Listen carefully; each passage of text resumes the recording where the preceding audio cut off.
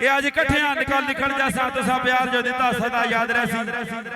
संभली सरूलिया लियो पिंड गुलदादा लियो मलक इफ्तिखार ऑफ दीवाल मलक शकील ऑफ पुराना कोट मलक शकील ऑफ रायपुर अज इकट्ठियां कल लिखण जैसा तुसा प्यार जो दिता सदा याद रहसी।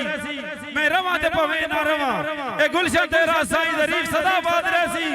जिंदगी बहुत ही खेड मुकड़ी नहीं जब तक दुनिया आबाद रहसी। अज मरिए दा भलके दी